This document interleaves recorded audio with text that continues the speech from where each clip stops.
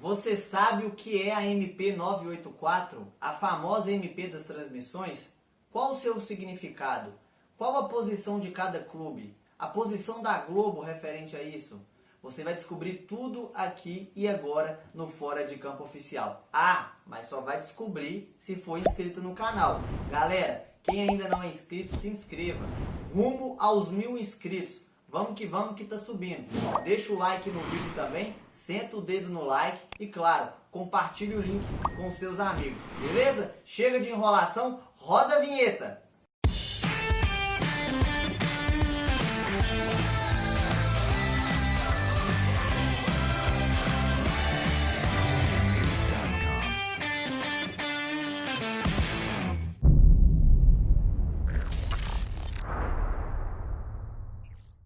Luiz Filho na área com mais um vídeo para o canal.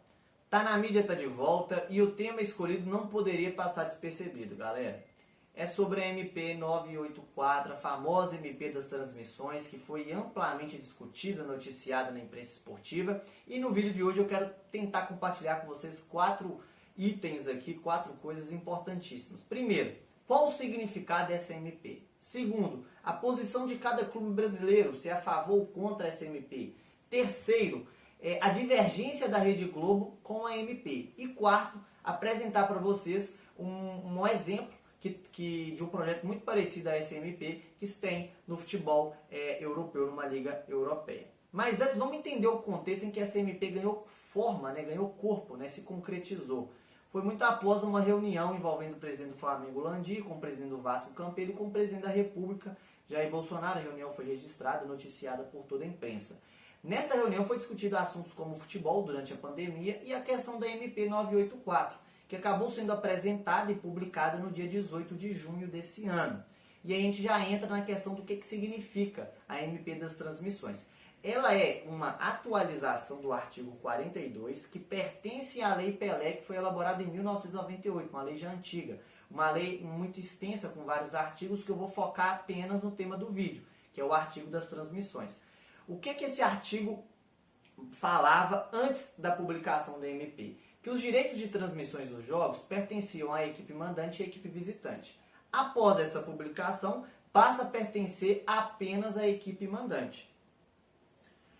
Um outro ponto que é importante a gente apresentar para vocês, que essa MP também altera, é que antigamente, antes da publicação, o contrato estabelecido entre clube e atleta tinha que se ter um prazo mínimo de 90 dias de duração. Após a publicação dessa MP, diminuiu esse prazo de 90 para 30 dias.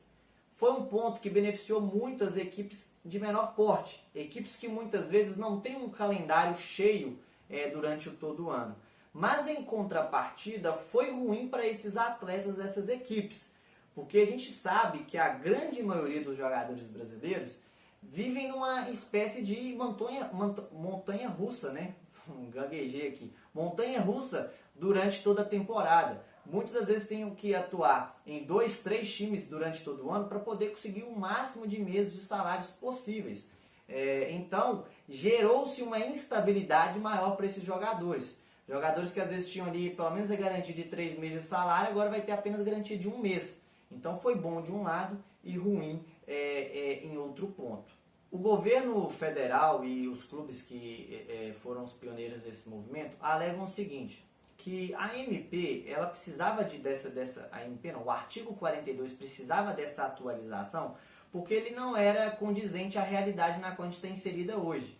Por exemplo, foi elaborado esse artigo em 98, a lei Pelé é uma lei muito antiga. E lá, por exemplo, naquela época não se tinha nem internet, nem o serviço de streaming. Então, era necessária essa atualização para poder se conectar com a realidade. De fato, nesse ponto não há o que discordar. Realmente a gente precisa não só desse artigo, mas de toda a lei Pelé mais ligada à realidade de hoje, em que a gente está inserido. Vamos entrar agora na posição de cada clube, entender quais clubes são a favor, se tem algum clube contra. Foi feito um manifesto que foi publicado para a imprensa, onde dos 20 times da Série A, 16 assinaram a favor desse manifesto. Eu vou me basear apenas nas equipes da Série A, porque se eu for falar de equipe de Série B e Série C, o vídeo vai ficar muito longo. Mas, por exemplo, no Rio de Janeiro, Flamengo e Vasco são os pioneiros do movimento, são totalmente a favor desse movimento. 4 clubes não assinaram. 2 do Rio de Janeiro, Fluminense e Botafogo, o São Paulo e no Rio Grande do Sul, Grêmio. Essas 4 equipes alegam o seguinte, que deve-se respeitar o contrato vigente com a Rede Globo, que é um ponto que a gente vai chegar no vídeo ainda, e também que essa MP, da maneira em que foi debatida e elaborada, não é uma MP que atende os anseios de todos os clubes brasileiros. Então, eles preferiram não assinar. Eles acham que deve ser mais debatido essa MP. Então, por exemplo, em São Paulo, Palmeiras e Santos são a favor da MP. O São Paulo é contra, como a gente já falou. O Corinthians é a favor, mas ele acha que deve-se respeitar primeiramente o contrato com a Globo. Após o término desse contrato, aí sim entramos na MP. O RB Bragantino, sim, também é uma equipe a favor da MP. Na dupla Atletiba, Atlético Paranaense e Coritiba, ambos são a favores. Os 2 times de Ceará e Fortaleza, também são a favores. Grêmio e Inter, Grêmio já falou que é contra, o Inter também é a favor. E aí, a gente tem a dupla Goiânia, Goiás e Atlético Goianiense são a favores da MP, mas após também o término desses contratos. O Bahia é a favor da MP e o Atlético Mineiro e o Sport são a favores da MP, mas eles entendem também que o contrato vigente com a Rede Globo deve ser respeitado após o término desse contrato, aí sim essa MP entrar em vigor. E aí a gente entra num outro ponto muito importante do vídeo, que é a divergência da Rede Globo com essa MP 984.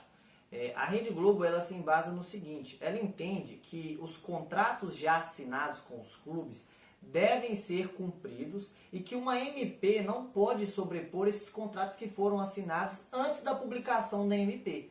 Ela entende que esses contratos têm que ser cumpridos e no momento em que for feita a renovação com os clubes, que seja uma renovação discutida dentro da nova realidade, dentro da MP. Mas que enquanto esses contratos não forem cumpridos, essa MP não pode, em hipótese alguma, sobrepor, né?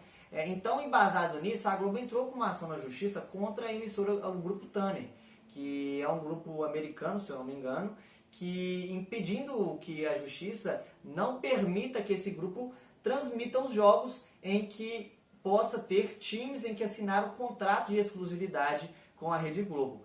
Num ponto que a gente entra no vídeo também, é que existe times brasileiros hoje em que assinaram contrato com a Globo e assinaram contrato com o Grupo Turner. Não é uma lista muito grande, tem Palmeiras, tem Santos, tem Inter, Bahia, Fortaleza, Coritiba e Ceará. Essas equipes assinaram o contrato tanto com a Rede Globo quanto com o Grupo Turner. Só que tem um problema, os contratos assinados com a Rede Globo são contratos que em uma das cláusulas do contrato pede a exclusividade na transmissão. É aí que está o pulo do gato. Porque, por exemplo, se houver uma transmissão envolvendo Fortaleza, que é um time hoje que tem contrato com o Grupo Turner, com a Rede Globo, e envolvendo o Grêmio, que é um time que só tem contrato com a Rede Globo, a Globo entende que o Grupo Turner não pode transmitir esse jogo.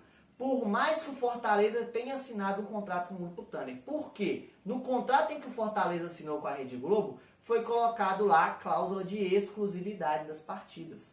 Então, essa que é a grande discussão entre Globo e MP 984, entre os clubes. Por isso que os clubes a maioria dos clubes são a favor dessa MP 984, porque eles entendem que tendo essa MP, mais emissoras vão poder transmitir os jogos, vai ter uma democratização maior nesse modelo de transmissão. E aí eu quero entrar num outro ponto também, que é o exemplo de uma liga europeia. O exemplo escolhido foi da Premier League, a liga inglesa, que eu acho que é o melhor exemplo a ser apresentado aqui para vocês. É um projeto parecido, só que tem 2 pontos diferentes. A MP 984 ela defende que só o mandante tem direito ao direito de transmissão, e isso a Premier League também defende.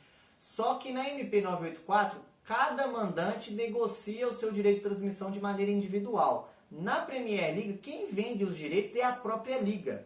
Então vamos entrar nesse exemplo. A Premier League ela negocia os valores dos jogos, aí ela repassa esses valores para os clubes. Só que aí ela define 3 regras de repartição desses valores. Primeiro, 50% do valor vendido ele é dividido de maneira igual para todos os clubes que vão estar disputando a competição. 25% desses valores é de acordo com as transmissões dos jogos, né? Cada jogo transmitido. E os outros 25%, que eu acho que é o mais interessante, é de acordo com a posição do time no último campeonato. Por exemplo, vou dar exemplo do Leicester, que foi campeão inglês algumas temporadas anteriores. Na temporada em que ele foi campeão, na temporada seguinte, o Leicester recebeu 25% do valor a mais do que os outros clubes que disputaram o campeonato. Então a liga promoveu essa repartição para poder tentar criar uma liga mais equilibrada, uma liga mais atraente, que tentasse diminuir a disparidade dos valores arrecadados entre equipes, como Arsenal, que é uma equipe londrina, e uma equipe de menor investimento, que é, por exemplo, o Crystal Palace. E eu acho que todos vocês concordam comigo que a liga hoje mais equilibrada europeia é a liga inglesa. Por mais que nas duas últimas temporadas o Liverpool foi campeão com várias rodadas de antecedência e na temporada anterior polarizou entre Liverpool e Manchester City, vocês vão concordar comigo que é a liga mais equilibrada. Então, essas regras permitiram um equilíbrio e uma democratização maior. Eu acho que a MP tinha que ser mais ou menos em cima disso. Aí eu já entro na minha opinião. Eu entendo que essa MP ela pode ser um avanço assim, enorme para o futebol brasileiro. Eu, como consumidor, eu sabendo que vai ter jogo na Rede Globo, na emissora X, B, Y, na SBT, na Band, para mim é muito bom, porque eu vou ter mais opções. Nesse ponto eu sou muito a favor. Mas eu entendo que eu me embaso muito no que as equipes que não assinaram o manifesto. Eu enxergo que essa MP ela precisa ser melhor discutida. Porque essas equipes estão se embasando nesse exemplo inglês, como eu disse, porque elas entendem que se for negociado de maneira individual, cada clube negociar o seu valor, vai aumentar a discrepância. Por exemplo, o Flamengo, que é a equipe de maior torcida, de maior mídia, com certeza ele vai conseguir vender os seus direitos de transmissão num valor muito maior do que, por exemplo, o Botafogo, que, por exemplo, o Atlético, que o Cruzeiro, que o Atlético Goianiense. Acho que todo mundo concorda com isso também. Então, por isso que essas equipes São Paulo, Grêmio, Botafogo, Fluminense, são equipes grandes também, não assinaram esse manifesto, por terem medo dessa discrepância aumentar. Então eu sou a favor da MP, mas uma MP mais bem elaborada, mais bem discutida. Eu acho que faltou isso, um debate maior entre os clubes.